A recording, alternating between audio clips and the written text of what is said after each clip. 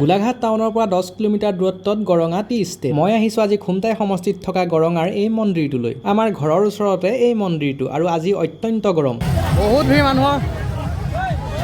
ভিডিঅ'টো চাই আপোনালোকে গমেই পাইছে, হয় ইয়াত বলবমৰ মেলা পতা হৈছে। বলবম বা কানোৱাৰ যাত্ৰা। বলবম হ'ল হিন্দু ধৰ্মাৱলম্বী লোকসকলৰ ভগৱান শিৱৰ প্ৰতি উৎসৰ্গিত এক পবিত্ৰ ধৰ্মীয় যাত্ৰা, যিটো পবিত্ৰ শাওণ মাহত অৰ্থাৎ জুলাই আগষ্টত অনুষ্ঠিত হয়।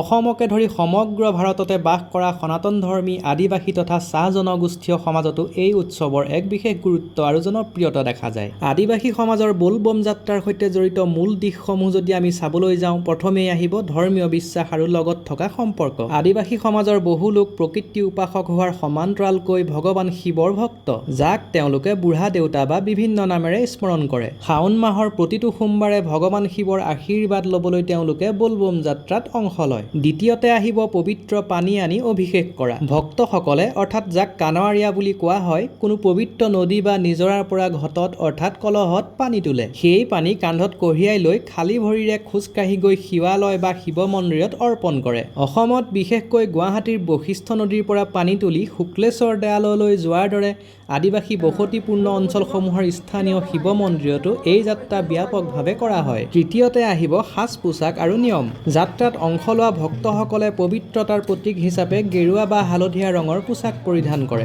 এই যাত্ৰাৰ সময়ছোৱাত আদিবাসী ভক্তসকলে সম্পূৰ্ণ নিৰামিষ আহাৰ গ্ৰহণ কৰে আৰু সকলো ধৰণৰ ৰাগিয়াল বস্তুৰ পৰা আঁতৰি থাকি কঠোৰ সংযম পালন কৰে। আহক মোৰ লগে লগে আপোনালোকো আহক, মন্দিৰটোৰ ভিতৰ ভাগো চাই লওকচোন। আগ্ৰহীসকলে ভিডিঅ'টো শেষলৈকে চাব, আধাতে এৰি গুচি নাযাব। চতুৰ্থতে আহিব বলবম ধ্বনি। বৰযাত্ৰাৰ সমগ্ৰ পথছোৱাত ভক্তসকলে একেলগে বলবম, হৰ হৰ মহাদেৱ বা বম বম ভোলে ধ্বনি দি পৰিৱেশটোক আধ্যাত্মিক কৰি তোলে।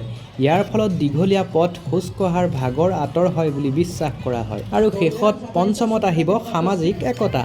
আদিবাসী চাহ বাগিচা অঞ্চল বা গাঁওসমূহত এই উৎসৱে এক অভূতপূৰ্ব সামাজিক একতা গঢ়ি তোলে। জাতি বৰ্ণ নিৰ্বিশেষে সকলোৱে গোট খাই এই যাত্ৰাৰ আয়োজন কৰে আৰু পথৰ কাষৰ লোকসকলে ভক্তসকলক পানী, ফল মূল আদি দি সেৱা আগবঢ়ায়। বাৰু বলবমৰ বিষয়ে মই ভালেখিনি আপোনালোকক জনালোঁ। এতিয়া ভিডিঅ'টো আপোনালোকে চাওক আৰু আচল ফিলটো উপভোগ কৰক।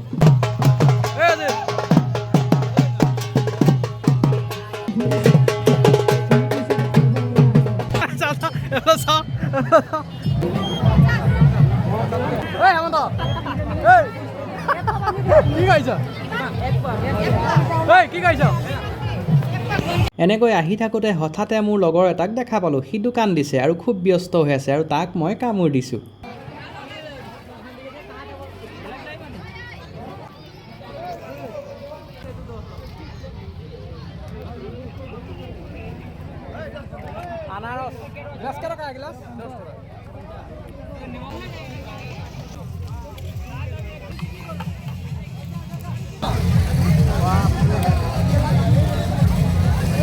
বহুত ভিৰ মানুহৰ।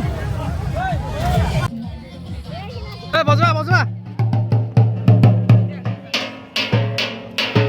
বজোৱা বজোৱা বজোৱা। পূজা কৰি আহিল নেকি? ভাগিলে নাই পাতে বলবম পাতে কি বৰ মানিব লাগে একমাহ দিন। একমাহ দিন বৰত। একমাহ দিন বৰত মানিব লাগিব। তাৰপিছত বৰত আজি ভঙা নাতে লাগে, বৰত গধূলি মানিব, গধূলি ভাগিব। প্ৰতি বছৰে হয় নহয় জানো? প্ৰত্যেক বছৰে হয়। আৰু পূজাটো কাক? মহাদেৱক। মহাদেৱ। ঠিক আছে। চাই পেলাই ভাল লাগিলে। দৰ্শকক কিবা এটা কৈ দে, ৰাইজক কিবা এটা কৈ দে। গৰঙা আহিবি, মজা লাগিব, ভাল লাগিব, ৰাইজসকল আহিব।